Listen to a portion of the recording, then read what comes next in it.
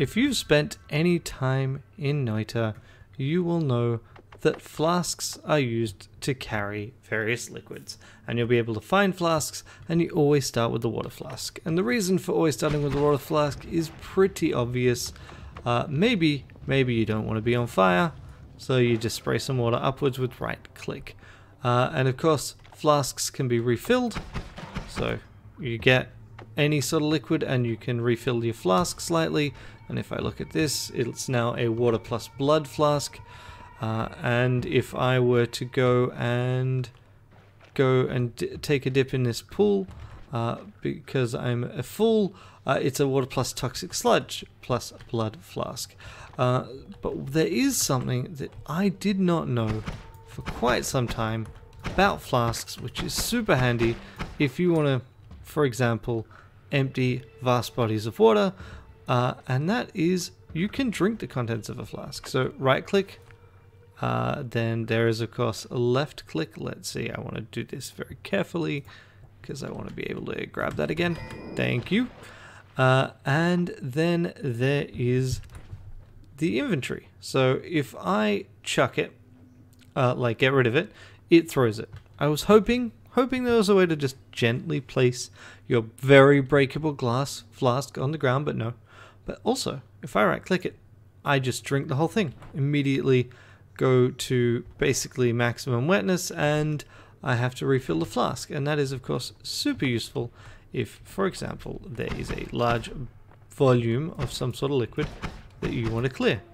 And of course you don't necessarily want to do it because you are literally drinking the flask, right? So if it were polymorphine, you would immediately turn into something, and that may not be optimal, but it is really useful when you're, for example, dealing with the dark caves, or you for some reason have some other large quantity of water that is blocking your way that you would like to get rid of, because we can repeat this. So we can just sit in a body of water and then we can drink it. And, you know, drinking oil, not actually very good for you, but there we go. Apparently it's given us an unnamed damage over time effect. Great. But looks like that hasn't lasted that long. And we can do the same thing.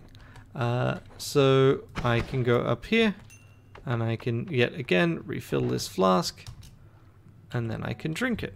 And I can do that repeatedly so that this water goes away completely. I don't know why you'd want to get rid of all of the water here, but sometimes you do. And so I can grab this Invisiblum, and if I wanted to get real invisible real quick, oh no, sorry, that's Teleportium. If I wanted to get real teleporting real quick, I can drink it. And there we go. All teleportation all the time. This definitely, I mean, not all the time actually. It doesn't last very long compared to like dousing yourself with it, but it is very useful, at least sometimes. And there you go. That's a bit of fun with flasks. Especially if you know a way to put a flask down on the ground gently such that you could eventually pick it back up again, please tell me. I've been looking for an option and I can't figure it out. Where's controls again?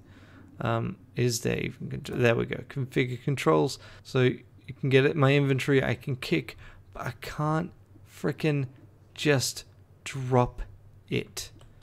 Drop it gently on the ground. For some reason, the witch in this game knows only throw and never anything else.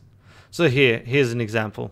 I can just repeatedly do this, and remember you can move around like this, and there we go.